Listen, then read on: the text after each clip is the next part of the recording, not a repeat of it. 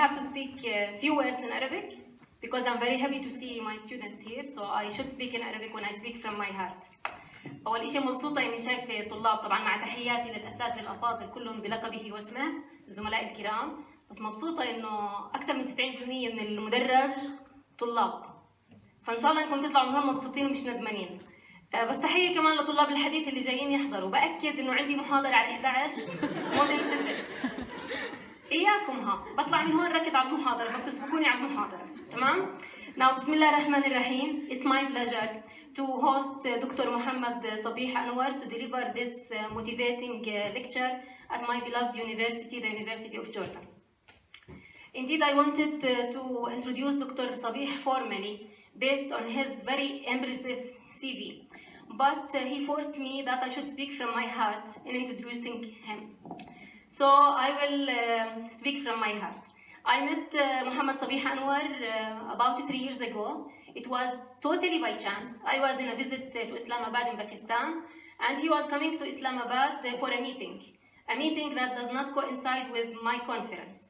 And by coincidence, we met, and we just exchanged hello, hi from Pakistan, from Jordan, and that's it. 2 years after that, one of his nice events, one of his nice emails found its way to my email. And he asked me to come to Pakistan to deliver my humble experience in experimental physics. And at that time, I delivered a talk in Lahore, his university, Lahore University of Management Sciences. My talk was about experimental physics and artistic life from teaching to research. And this is not important. The important thing that when I visited LUMS, he asked me to nominate some students. And I nominated many students, and he selected 3 of my students. 2 of them were master's degree, and 1 of them was bachelor. So also greetings to Islam. He is not with us now, even though he's from Lambda Physics Group. He's now crying in UAE. Anyhow, so 3 of my students joined me in that trip. Believe or not believe, it was one of my best trips in life because I accompanied my students with me. The idea is similar to the idea that we are talking now about. It was how to immerse teachers and students in experimental physics. You know how much experimental physics nowadays is less popular because it's difficult in somehow, and also because you need some sophisticated techniques, some sophisticated stuff to perform an experiment. What is different in Sabieh Anwar experience? That he decided that physics experiments are always doable. You don't need to be very rich to perform physics experiments. You don't need to be very smart, let's say. You can use everything smartly, then you are a smart physicist. Sabieh Anwar believes that if you are a physicist, you are energetic. If you don't use your energy, so you should look for another career. If you are a physicist, you are passionate. If you don't use your passion with your students in teaching and experimentation, you should look for another career, not in physics. So this is the philosophy of Mohammed Sabieh Anwar, and for this reason, I decided to invite him. When I introduced Mohammed Sabieh Anwar, I introduced an associate professor of experimental physics working in Sayyid Bab al-Ali School and LUMS University of Management Sciences. But this is not all. When I introduced Mohammed Sabieh Anwar, I introduced passion and energy. Passion and energy. All what you need to express physics smartly, elegantly, and joyfully. So I think I should not talk a lot. I should not waste your time because what I'm speaking now is really not important if compared to the motivational speech that will be delivered. I'm very glad to host him today to deliver this lecture and maybe afterwards to see the lab. And finally, I should say that he's a dear friend as he really a dear brother. So welcome, Dr. Sabieh. So what I'm going to do today is I'm trying to share some of my experiences working in the Lahore University of Management Sciences. We set up this physics laboratory, and the hallmark of this laboratory is to do physics in a smart fashion. What do we mean by smartness? Smartness actually means using low cost resources, available resources, indigenous resources to do meaningful physics. In our part of the world, in Pakistan, for example, and maybe this is true of Jordan as well, I don't know the educational system here, physics is relegated to the classroom and to the textbook. It's a boring subject. It's a dull, lifeless, insipid subject. It does not come to life. It's just imprisoned inside the textbook or on the chalkboard or the whiteboard, and it does not come to life. Therefore, our students do not connect with physics. And the situation in experimental physics is even more disappointing and despairing. So we came up with this idea of using our indigenous resources, our homegrown resources, to illuminate physics experiments, to bring them to life. And this is what I mean by smart physics, using smart devices. So this is my university's logo. This is the logo of software that we built. This is a spin-off company, a commercial company named Hossein, which we developed, which has arisen out of the work that we do in our laboratory. So I'll take about half an hour, and please do tell me around 25 minutes so that I can wrap up. Alright, so these are pictures of some eminent physicists and scientists who visited my university in December last year. Of course, you all know the energetic Dr. Hanan, Saada, and most of you may know Sarah, Islam, and Amina. So here you will see these fine ladies engaged in some experimental work. So we had this conference which we organized. We invited people from all around the developing world, and they participated in hands-on training. And we call this a lab immersion program. And immersion means to immerse yourself into something, to drown into something. We would like our participants to drown in physics. Not just float or swim, we would like them to drown in physics. And that's what we do with our participants. Hopefully, we'll share our upcoming events as well, and more of the students from this university may be able to attend. So some of the work that you find in these lectures some of these articles which we've published. So most of this work is actually contained within these articles. So if you would like to have a deeper look, you're welcome to download these articles. Now, and of course, this website. The purpose of this lecture is just to scratch the landscape. You can go on your own, look at this website, and you can download all the material that is available on the website. It's freely accessible. There is no copyright. It's a common creative license. You can download everything. You can use anything on your desktops, on your laptops. So this physics is all accessible. All right. So don't be afraid. A physics student should never be afraid. He has to open up his mind, open up his heart, and have the courage to do something new. All right. So if you imagine a very simple experiment, just take a coin and a camera, a high-speed or a low-speed camera, whatever is available, and make a video of the coin as it rotates. So these are the different frames that are captured from the video. Now this looks like a very insidious experiment, a very innocent experiment, nothing unusual about it. It's just a coin that is tumbling and rotating on a flat surface, and eventually it comes to rest. But once you have a camera, a simple camera, maybe your mobile phone camera, and you take a video of this device, of this falling coin, it's a disc in physics jargon, and you extract the frames, you can actually look at some deep physics. It's a world of treasures opens up.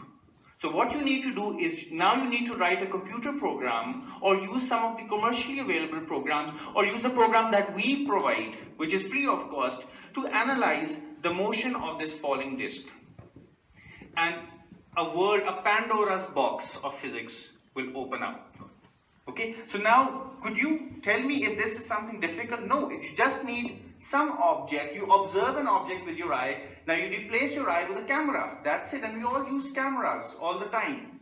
And you have some software that is able to analyze the motion of, or the kinematics of, that object. For example, you could do a whole array of experiments. You can have a string, a mass attached to the string, and there is a speaker that sets the string into vibratory motion, and you have a camera at a certain angle. You could have two cameras, one horizontal and the other vertical, and analyze the vibrations of this string. Now, this looks like a very simple phenomenon, a vibrating string. What's so special about it? But once you probe deeper into it and you spend time, excuse me, and you spend energy, and you open up or fire the neurons in your brain, you will come to know that this is a deep mathematical phenomenon, that's a beautiful phenomenon that's happening, unfolding in front of your eyes. So now, with the help of camera and some computer algorithms, you can analyze the motion. So if I increase the frequency of vibration, this is what the motion looks like. First of all, so this is the vertical motion, this is the horizontal motion. You need two cameras to look at the 2 degrees of freedom. At a certain frequency, you get this kind of trajectory. You keep on increasing the frequency, you get this trajectory. This linear polarization goes into elliptical polarization. Then it converts into circular polarization, and then it falls back. Now, you're a physicist or a mathematician, you have to analyze this motion, just a simple vibrating string and a camera and a computer algorithm. Now comes your task as a physicist. All that you learn in classical mechanics, in mathematical methods of physics, comes in a beautiful union, in a unison. It comes coherently together, and then you have to apply all your knowledge to actually understand what's going on. So first you observe with the help of some smart device, and then you use all of the knowledge that you have and apply it to understanding this problem. This is the goal. Now what you need to do is you need to come up with a mathematical model for this. Now if you look at this equation here, I'm not going to describe the detail, just I'm going to motivate you. If you look at this equation, ignore the middle term. It's x double prime plus omega naught square x equals f. Can anyone tell me what this equation means? Or what does it represent? Just ignore the middle term. Can any one of the students explain what this means, or just a single word of what this represents? Don't be shy. Don't be shy. Someone can speak in Arabic, someone can translate it for me. It's a simple harmonic oscillator. So it's a simple harmonic oscillator. Now if you put in this term, it becomes a non-linear system. If you look at this term, this represents friction. X double prime represents X prime represents damping of the system. You get a damped harmonic oscillator. You always study this in waves and oscillations, perhaps, or classical mechanics. And I put in this extra term to introduce non-linearity into the system. And f is the forcing function. It's the function with which you oscillate this. Now you look at this equation and try to come up with a method. You solve this equation and see whether the solution matches your observations. So this is what we did. We wrote this equation. We solved this equation. It's besides the point. How do you solve it? You use some method of nonlinear physics. You solve it, and then you get a solution. I'm giving a complicated example, but you can also look at simple examples follow. But you solve this equation and you get a certain solution, and you model the system, you come up with an analytical result, and then what you do is you look at your experimental behavior. This is the amplitude versus the forcing frequency, and you get a non-linear hysteretic system. Okay?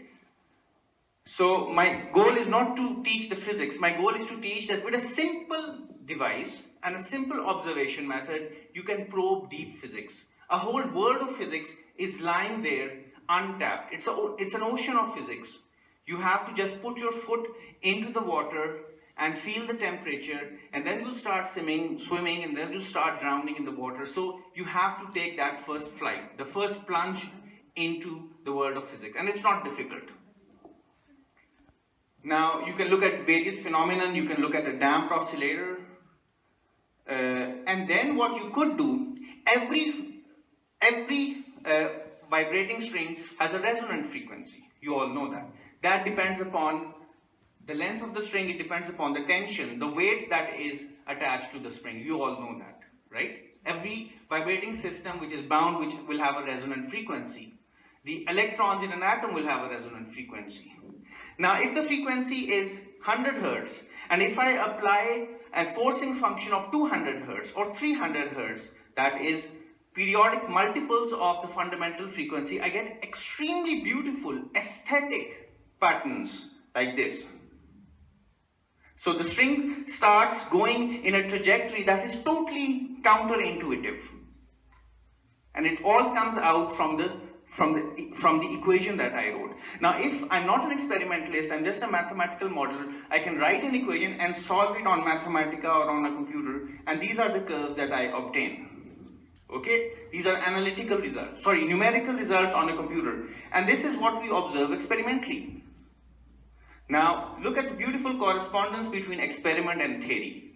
A simple vibrating string gives you a rich flowering of patterns. These patterns are also called Rhodonia curves. Alright, so once you get into physics and you start enjoying, you get the passion of it, then you would never like to stop. You would never like to sleep. You would never like to check your Facebook or Twitter. You will this becomes your entertainment. This becomes your mental luxury. This becomes your passion. Okay? You can also do simple experiments in your own laboratory. Just take a mass which is attached to a spring and a camera, and you look at the motion of this oscillating object. You can find the viscosity of the medium. So you can oscillate inside water, inside honey, inside glycerine or liquids of different viscosities, and you can go between different kinds of regimes: heavy damping, critical damping, undamping, over damping, etc. So all of these are experimental results. Okay? Everything is quite simple.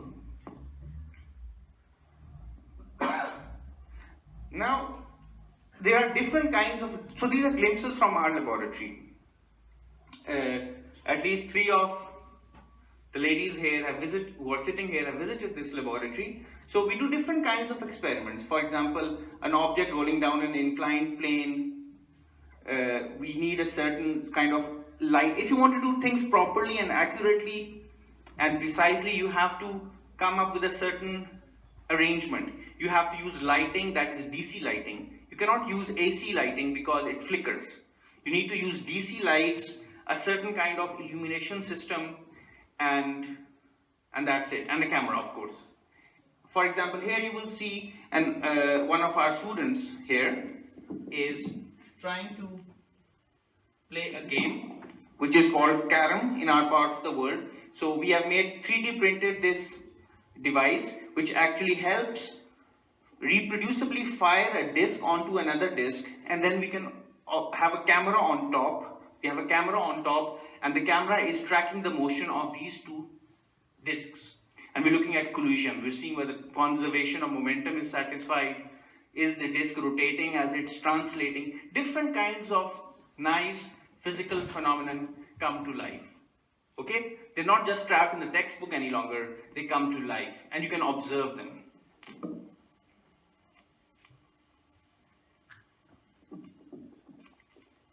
All right. So what does the algorithm look like?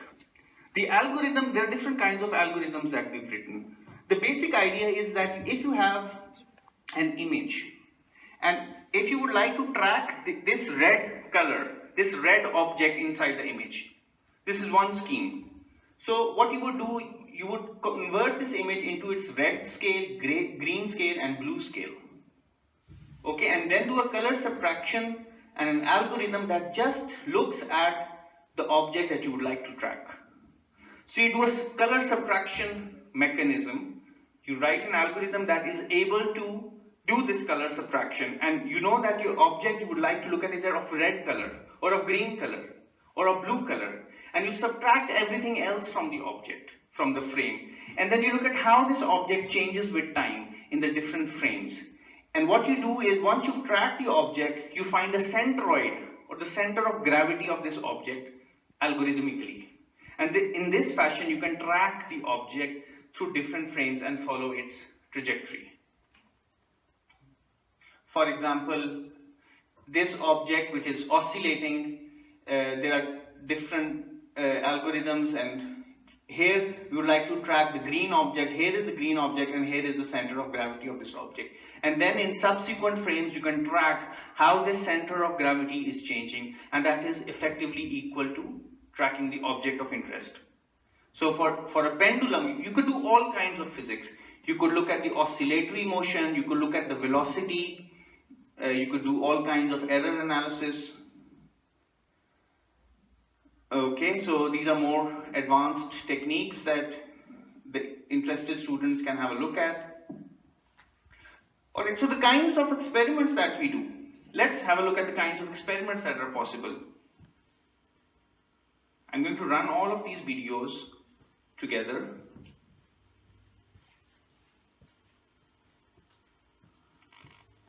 So here you have a disk that is rotating, and this is the rotation that you would like to track. Here is an oscillating object. Here there were collisions between two objects. Here you've seen a projectile. Here is a disk that is rolling down an inclined plane. And here there was an object that just slid down the inclined plane. So there are different kinds of experiments. Now, are these expensive experiments? No, not at all. You could do them in your home. High school children can actually start looking at this. But it's the physicist, the specialist mind that can actually decipher what's going on here.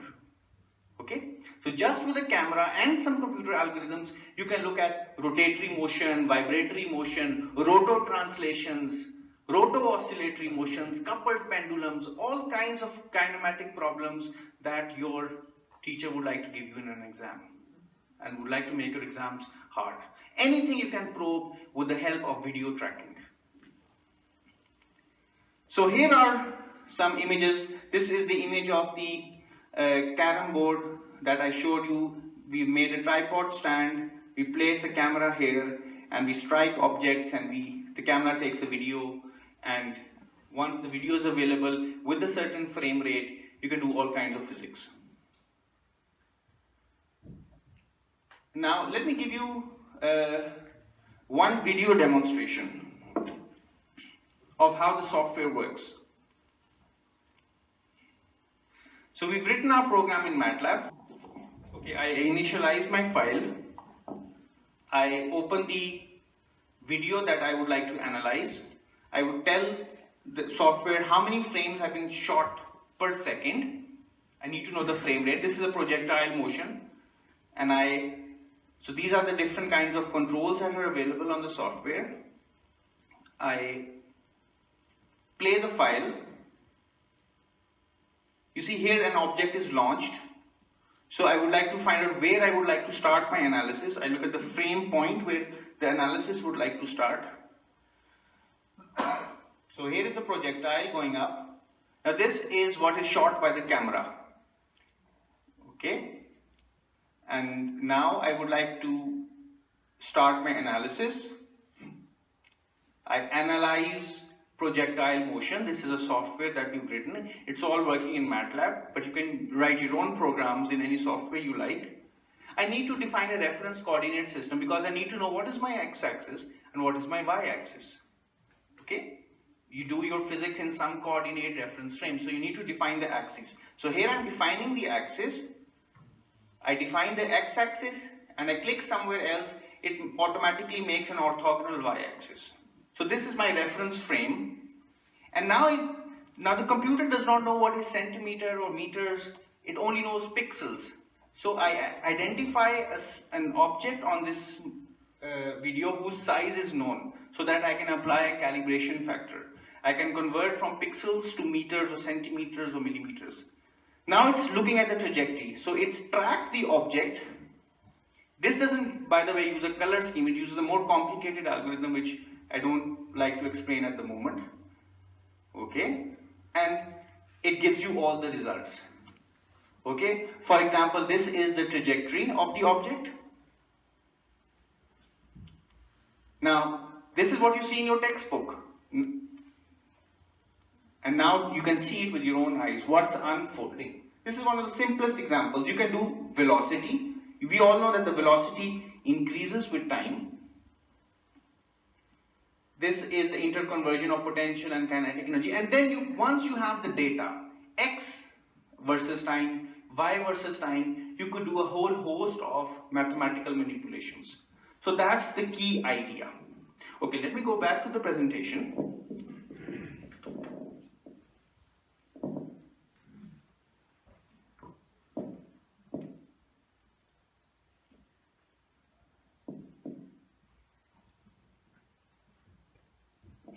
So I'm just skipping some of the other results, but the basic concept is the same.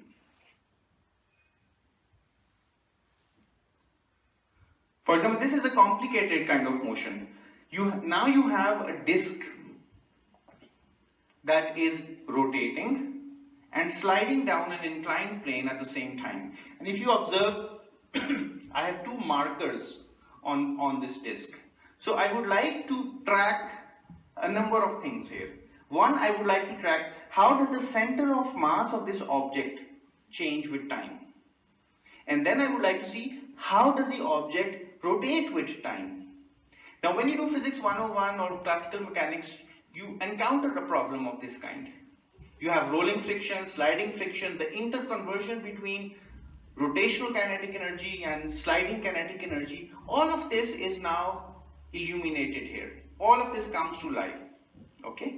So I track this object and here is the video of the object in slow motion.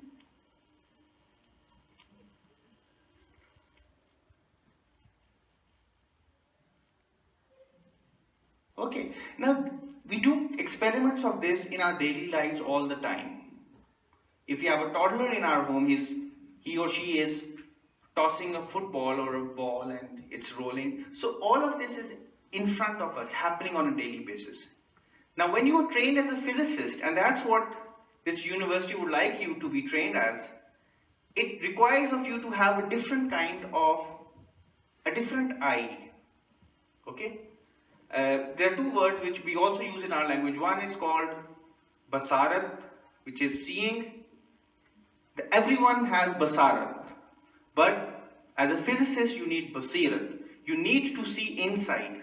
What do you observe as a physicist? How do you make mathematical sense of what is happening? Because if you cannot analyze mathematically a phenomenon, then you cannot create, you cannot invent.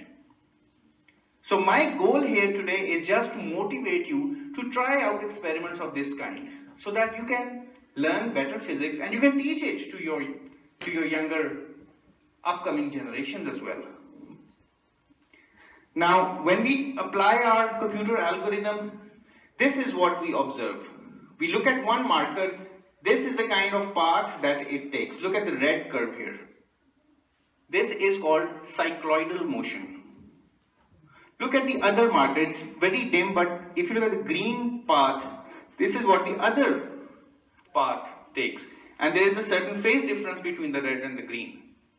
So you observe cycloidal motion. And if you look at the center of mass of this object, this is how the center of mass changes.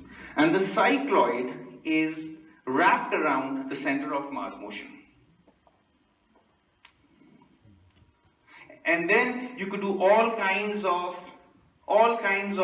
analysis. You could look at the rotational velocity, rotational angular acceleration, linear speeds, effect of friction, and you can draw all kinds of graphs.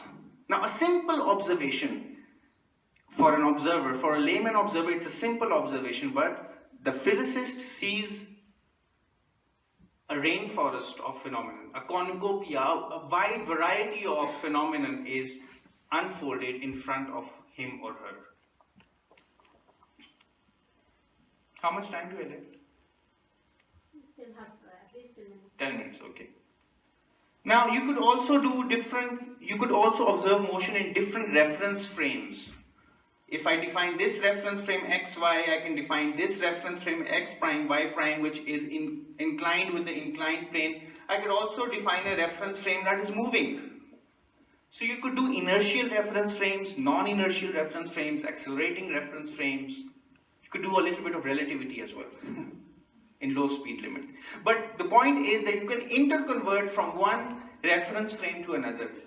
A conversion between reference frames is just an orthogonal transformation. All of this you could do once you have the basic know-how. Alright, now let me show you a video and see if you're inspired by the video. I'm not going to say anything, just observe this video.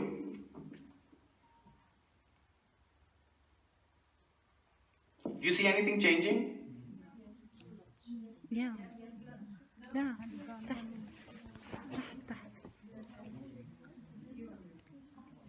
Very slightly.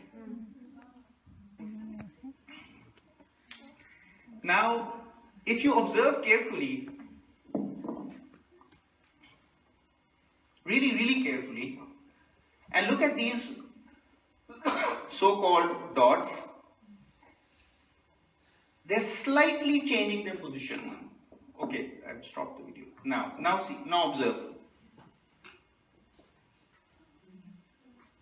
They're extremely slightly changing their position. Now, this looks very boring.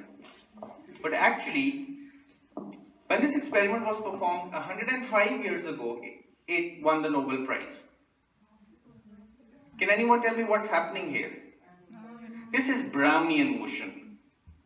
Now what we've done is we have a petri dish. Inside the petri dish there is water and these microspheres, about 10 micron of diameter. These are polystyrene microspheres, and we observe under a microscope, and on top of the microscope we have a camera. So this is the arrangement. Here is the microscope and here is the camera. And just a small microspheres inside a petri dish. Now, this experiment actually showed that molecules exist. And molecules are in a constant state of motion and they are colliding with the particles. The Perrin used, when he performed the experiment, he used pollen grains. The particles in water are colliding with the pollen grains and giving a slight motion to the pollen grains. This is called Brownian motion. And it depends upon temperature. Just imagine that 100 years ago we didn't even know that molecules exist. This was the first experiment that proved Einstein's theory of molecular motion, and Perrin won the Nobel Prize. Now we can reproduce this experiment with our more sophisticated equipment, which is from modern standards very run-of-the-mill, and we can do an analysis. And these are the results. So this, if you look at one of these objects, this is how the object is showing Brownian motion. We track the trajectory of this single object. This is called random walk. Okay? Or a drunkard who has a rope and is attached to a lamp post and is just moving like this in an inchoate kind of motion. So we're tracking this Brownian motion. And when we track this motion, this is our motion that we've tracked. These are results from Perrin's book published in 1915. And then what we do is we look at all the particles, take an average, and then plot the distance the particles moved squared with respect to time. And this is a straight line which shows the Einstein's equation of motion, the Einstein's diffusion. The slope of this line will give us the diffusivity of this medium. Alright? And we can also determine the Avogadro constant or the Boltzmann constant from this simple experiment. Okay? So not only can you do kinematics, you can do, this is molecular physics. You could do something that's more challenging, more sophisticated. Now the last example that I would like to give is another neat example. We all know about discs and rings. Women especially know about rings, engagement rings. Now if you look at an engagement ring and a disc, like a coin, and you rotate this coin on a flat surface, different kinds of motion appear. Okay? So this is my last example. So let's look at this particular disc. Now what I've done, this is a more complicated motion. I'm tracking the center of gravity or centroid of this disc as a function of time. And look at the kind of motion that is observed. An inward spiraling motion. Okay? A progressively inwardly spiraling motion. And look at the pretty patterns that are observed. Now this is a master's level project of coming up with a mathematical description of why does the disk behave like this? What's the underlying physics? Can you write an equation of motion for this system? Can you write a Lagrangian for this system? Can you include air friction, air resistance, and come up with a mathematical model that describes this motion? We cannot nod our heads in the negative. We can, but it's very difficult. It's a project in its own right. Now let's look at the interesting observation of an engagement ring. And it's not an engagement ring, but it's just a kind of ring in which the material from the inside has been taken out.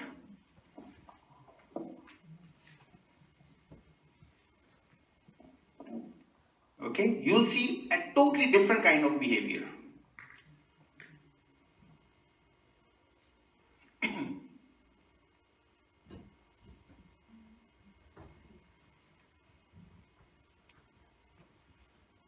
Now you observe that the trajectory is not going inwards, it's spiraling outwards.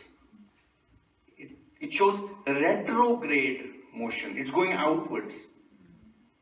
This is I don't know how to say, it's intrograde. This is retrograde motion. Two totally different behaviors between a disk and a ring. What is the underlying physics? In fact, you can try to write an equation.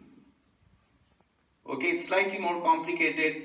You can try to write an equation, you can simulate this equation and see whether the trajectory observed matches the trajectory that is predicted by the equation that you wrote. And what you could also do, you could machine out different regions, different sizes of regions, and make annular openings of different diameters within the same disk so that you have rings, thinner and thinner and thinner and thinner and thinner rings, and you will see a successive transformation from inward motion to retrograde motion. How do you explain this?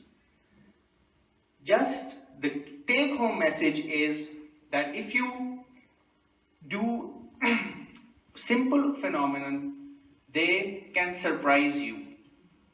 And they are beautiful phenomenon, they can surprise you, they can attract you, they can grip your attention, and your physics and math can really be challenged if you would like to analyze motions of this kind. You could do all kinds of experiments, in fact. Non-linear physics experiments, dynamical experiments, chaos experiments.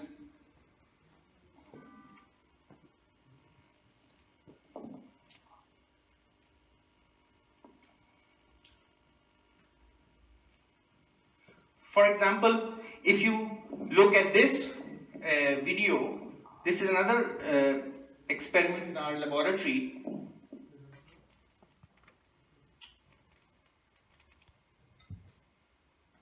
I don't know how to fast forward it.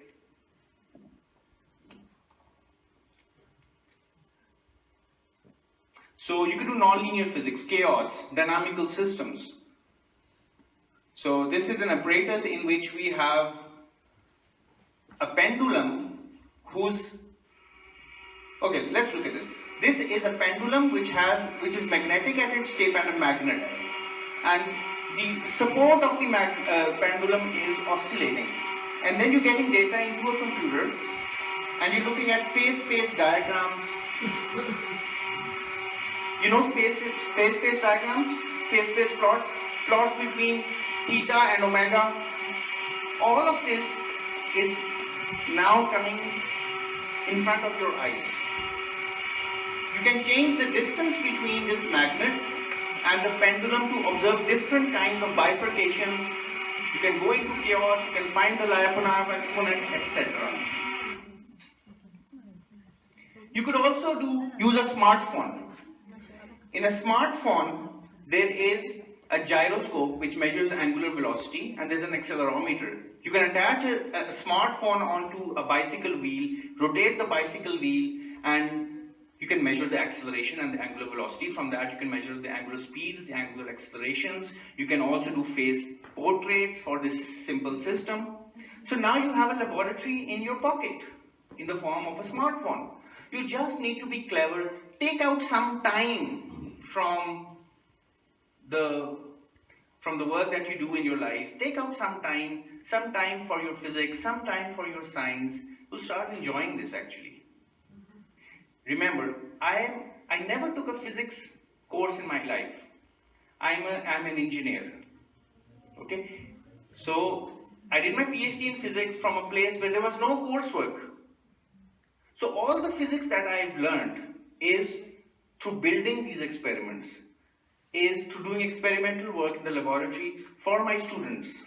And this is where I learn all of my physics. Now the last thing that I would like to motivate you with is a video. When I was walking to the department this morning, I also saw a poster of the Jordanian Science Festival, right? I'm not sure when that is going to take place, but we also do science festivals. And my goal is to make science and physics interesting. And sometimes we can also use music to inspire our youngsters. And it's very important that if you would like physics and science to permeate in your society, you would like to make it interesting. The experiments that I showed you make physics, at least I think, they try to make physics interesting for university students. We also have to make physics interesting for our youngsters, for our school children. Now we made a video in which we have a Pied Piper kind of scenario in which science is being taught in a very ordinary and dull fashion, and a Pied Piper of science motivates students. Now the lyrics are all in Urdu, in my language, but I have come up with a version in which there are English subtitles as well. So it's a 4.5 minute music video, and with that video I will stop my presentation. Will sound play? Yes. Okay.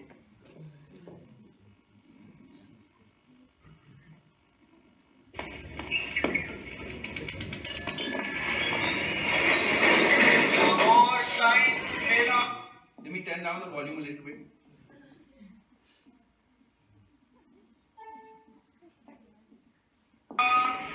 Lahore Science Mela. Mela is festival. Lahore Science Mela. Lahore Science Mela.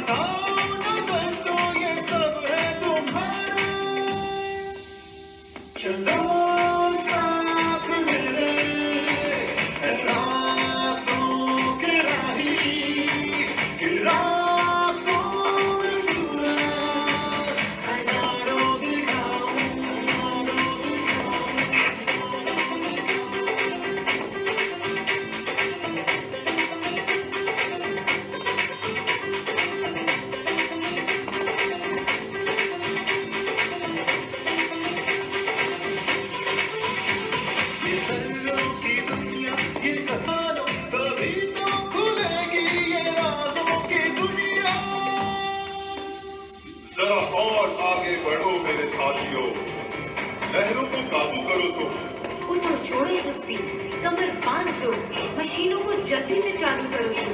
ये मसमूम कीड़े मचाएं तबाही, तुम्हें इनसे लड़ने के हरबे सिखाओ। चलो साथ मेरे,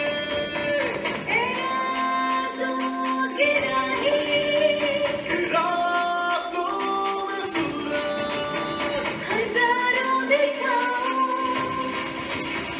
चलो साथ मेरे, रातों के राही, गिरा दो मैं सूरज, हजारों दिखाओ।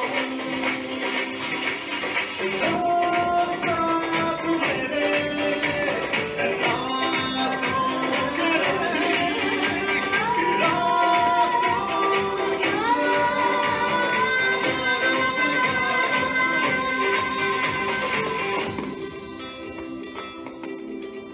All right, thank you very much. For the modern physics student, my modern physics student, you know Thomson, the son and the father. You know Bragg, the son and the father. You can add Sabieh and his father because this is another exception in physics.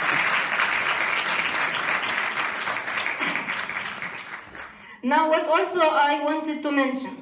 I didn't mention from which university Dr. Sabieh was graduated because I believe and he believes it's the person who is important because he would add the value to the place where he comes from. Dr. Sabieh was graduated from Oxford and he spent his postdoc at Berkeley Lab and he could have a good position in US, but he decided to go back to his home Pakistan because he believes that if he was not useful to passionate Pakistani people, he would not be useful to the people abroad. So he decided to go back to his home country. And in his home country, he started from really zero. He started to build the first of its kind, the first physics lab in Pakistan, which was Phys Lab. And nowadays, there are 5 replica of Phys Lab of Sabieh Anwar in Pakistan. 5 replica copied from Phys Lab and they are operationally working. So this is that I wanted to add, and I cannot say how much I'm grateful for your coming and for your inspiration, and I think the audience share me the same feeling. I would kindly ask the Dean of Science and the Head of Physics, if he's around, just to offer Dr. Sabieh the slogan of the University of Jordan as a sort of our gratitude and recognition. So please, Dr. Sami Mahmoud.